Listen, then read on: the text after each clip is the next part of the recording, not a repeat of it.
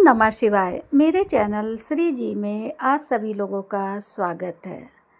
आज सोमवार है और हम आपको सुना रहे हैं सोमवार व्रत की कथा।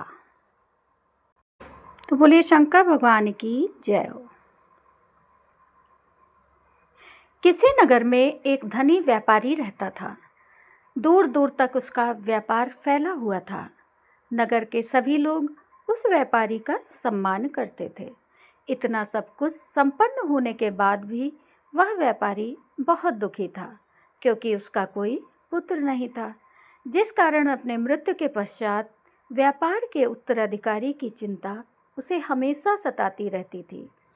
पुत्र प्राप्ति की इच्छा से व्यापारी प्रत्येक सोमवार भगवान शिव की व्रत पूजा किया करता था और शाम के समय शिव मंदिर में जाकर शिव जी के सामने घी का दीपक जलाया करता था। उसकी भक्ति देखकर माँ पार्वती प्रसन्न हो गई और भगवान शिव से उस व्यापारी की मनोकामना पूर्ण करने का निवेदन किया। भगवान शिव बोले, इस संसार में सबको उसके कर्म के अनुसार फल की प्राप्ति होती है। जो प्राणी जैसा कर्म करते हैं उन्हें वैसा ही फल प्राप्त होता है। शिव जी द्वारा समझाने के बावजूद माँ पार्वती नहीं मानी और उस व्यापारी की मनोकामना पूर्ति हेतु वे शिव जी से बार बार अनुरोध करती रहीं। अंततः माता के आग्रह को देखकर भगवान भोलेनाथ को उस व्यापारी को पुत्र प्राप्ति का वरदान देना पड़ा। वरदान देने के पश्चात भोलेनाथ माँ पार्वती से बोले, आपके आग्रह पर मैंने पुत्र प्राप्ति का वरदान तो दे दिया, परंतु इसका ये पुत्र 16 वर्ष से अधिक समय तक जीवित नहीं रहेगा। उसी रात भगवान शिव उस व्यापारी के स्वप्न में आए और उसे पुत्र प्राप्ति का वरदान दिया और उसके पुत्र के 16 वर्ष तक जीवित रहने की भी बात बताई। भगवान के वरदान से व्यापारी को खुशी तो हुई, लेकिन पुत्र की अल्प आयु की चिंता ने उस खुशी को नष्ट कर दिया। व्यापारी पहले की तरह सोमवार के दिन भगवान शिव का विधिवत व्रत करता रहा।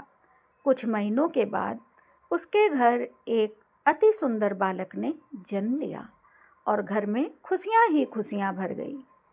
बहुत धूमधाम से पुत्र जन्म का समारोह मनाया गया, परंतु व्यापारी को पुत्र जन्म की अधिक खुशी नहीं हुई, क्योंकि उसे पुत्र की अल्प आयु के रहस्य का पता था। जब पुत्र 12 वर्ष का हुआ तो व्यापारी ने उसे उसके मामा के साथ पढ़ने के लिए वाराणसी भेज दिया। लड़का अपने मामा के साथ शिक्षा प्राप्ति हेतु चल दिया। रास्ते में जहाँ भी मामा भांजे विश्राम हेतु रुकते, वहीं यज्ञ करते और ब्राह्मणों को भोजन कराते। लंबी यात्रा के बाद मामा भांजे एक नगर में पहुँचे। उस दिन नगर के राजा की कन्या का विवाह था, जिस कारण पूरे नगर को सजाया गया था। निश्चित समय पर बारात आ गई, लेकिन वर का पिता अपने बेटे के एक आंख से काने होने के कारण बहुत चिंतित था। उसे भय था कि इस बात का पता चलने पर कहीं राजा विवाह से इनकार न कर दे, इससे उसकी बदनामी भी होगी। जब वर के पिता ने व्यापारी के पुत्र को देखा तो उसके मस्तिष्क में एक विचार आया। उसने सोचा, क्यों न इस लड़के को दूल्हा बनाकर राजकुमारी से विवाह करा दूं और विवाह के बाद इसको धन देकर विदा कर दूंगा और राजकुमारी को अपने नगर ले जाऊंगा। वर के पिता ने लड़के के मामा से इस संबंध में बात की। मामा ने धन मिलने के लालच में वर के पिता की बात स्वीकार कर ली और लड़के को दूल्हे का वस्त्र पहनाकर राजकुमारी से विवाह कर दिया गया। राजा ने बहुत सारा धन देकर राजकुमारी को विदा किया।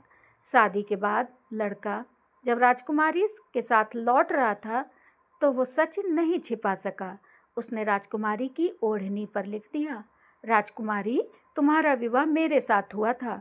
मैं तो वाराणसी पढ़ने के लिए जा रहा हूँ और अब तुम्हें जिस नवयुवक की पत्नी बनना पड़ेगा वो कान्हा है। जब राजकुमारी ने अपनी ओढ़नी पर लिखा हुआ पढ़ा तो उसने कान्हे लड़के के साथ जाने से इनकार कर दिया। राजा को जब ये सब बातें पता लगी तो उसने राजकुमारी को महल में ही रख लिया। उधर लड़का अपने मामा के साथ वाराणसी पहुंच गया और गुरुकुल में पढ़ना शुरू कर दिया। जब उसकी आयु 16 वर्ष की हुई उसने यज्ञ किया। यज्ञ की समाप्ति पर ब्राह्मणों को भोजन कराया और खूब अन्न वस्त्र दान किए। रात को वो अपने शयन कक्ष में सो गया। शिव के वरदान के अनुसार शयनावस्था में ही उसके प्राण पखेरु उड़ गए। सूर्योदय पर मामा मृत भांजे को देखकर रोने पीटने लगा। आसपास के लोग भी एकत्र होकर दुख प्रकट करने लगे। लड़के के मामा के रोने विलाप करने के स्वर समीप से गुजरते हुए भगवान शिव और माता पार्वती जी ने भी सुने। माता पार्वती ने भगवान से कहा, प्राणनाथ, मुझे इसके रोने के स्वर सहन नहीं हो रहे हैं। आप इस व्यक्ति के कष्ट को अवश्य दूर करें।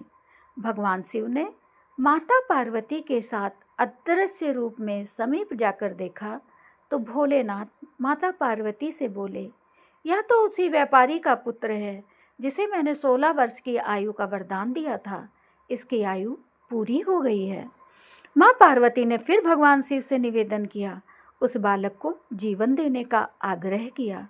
माता पार्वती के आग्रह पर भगवान शिव ने उस लड़के को जीवित होने का वरदान दिया और कुछ ही पल में वह जीवित होकर उठ बैठा।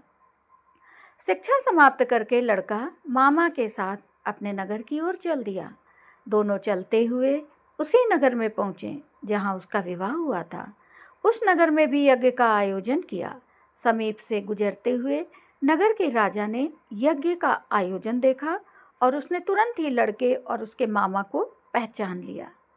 यज्ञ के समाप्त होने पर राजा मामा और लड़के को महल में ले गया और कुछ दिन उन्हें महल में रखकर बहुत सा धन, वस्त्र आदि देकर राजकुमारी के साथ विदा कर दिया। इधर भूखे प्यासे रहकर व्यापारी और उसकी पत्नी बेटे की प्रतीक्षा कर रहे थे। उन्होंने प्रतिज्ञा कर रखी थी कि यदि उन्हें अपने बेटे की मृत्यु का समाचार मिला तो दोनों अपने प्राण त्याग देंगे। परंतु जैसे ही उसने बेटे के जीवित वापस लौटने का समाचार सुना तो वह बहुत प्रसन्न हुआ। वह अपनी पत्नी और मित्रों के साथ नगर के द्वार पर पहुंचा। अपने बेटे के विवाह का समाचार सुनकर पुत्र वधू राजकुमारी को देखकर उसकी खुशी का ठिकाना न रहा। उसी रात भगवान शिव ने व्यापारी के स्वप्न में आकर कहा, हे श्रेष्ठी, मैंने तेरे सोमवार के व्रत करने और व्रत कथा सुनने से प्रसन्न होकर तेरे पुत्र को लंबी आयु प्रदान की है। पुत्र की लंबी आयु जानकर व्यापारी बहुत प्रसन्न हुआ। शिव भक्त होने तथा सोमवार का व्रत करने से व्यापारी की सभी मनोकामनाएं पूर्ण हुई। इसी प्रकार से जो भक्त सोमवार का विधिवत व्रत करते हैं, व्रत कथा सुनते हैं, उनकी भी सभी इच्छाएं पूर्ण होती हैं। तो बोलिए भोले भगवान की जय हो, भोलेनाथ बाबा की जय हो। जैसे भगवान उस साहूकार की इच्छा पूरी की, वैसे ही व्रत कथा को कहने वाले और सुनने वाले की सभी इच्छाएं पूर्ण करना। चलिए शुरू करते हैं भगवान शिव जी की आरती। ओम जय शिव ओंकारा, स्वामी जय शिव ओंकारा, ब्रह्मा विष्णु सदा शिव अर्धांगी धारा। ओम जय शिव ओंकारा, एकानन चतुरानन पंचानन राजे, हंसासन गरुणासन वृषवाहन साजे। ओम जय शिव ओंकारा, दो भुज चार चतुर्भुज, 10 भुज अति सोहे, तीनों रूप निरखते त्रिभुवन जन मोहे। ओम जय शिव ओंकारा, अक्षमाला वनमाला मुंडमाला धारी, चंदन मृग मद सोहे भाले शशिधारी। ओम जय शिव ओंकारा, श्वेतांबर पीतांबर बागंबर अंगे, सनकादिक ब्रह्मादिक भूतादिक संगे। ओम जय शिव ओंकारा, कर के मध्य कमंडल चक्र त्रिशूल धरता, सुख करता दुख हरता, जग पालन करता।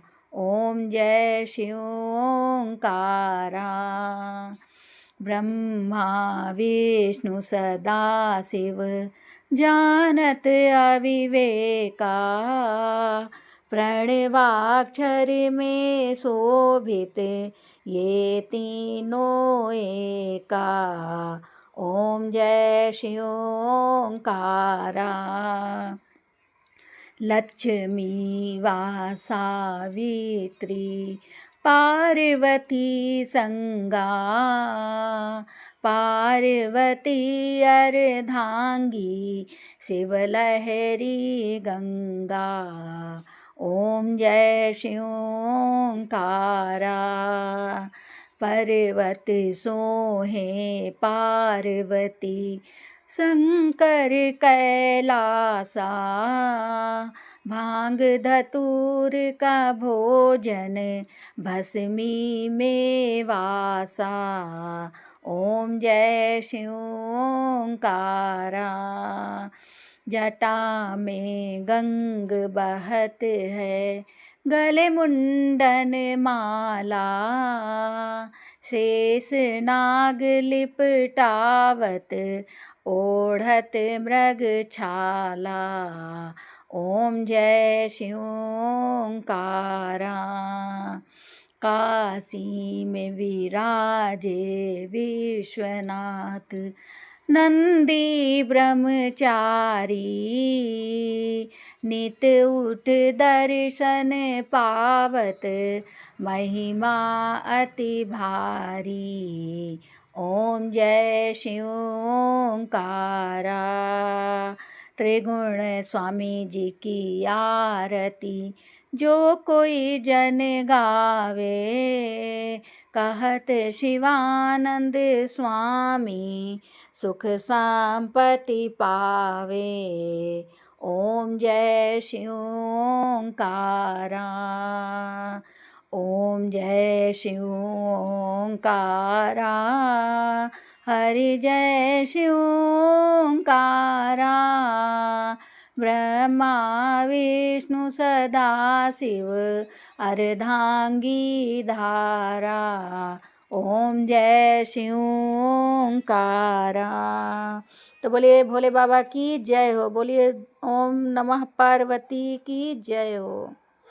पार्वती पतः शिव जी की जय हो।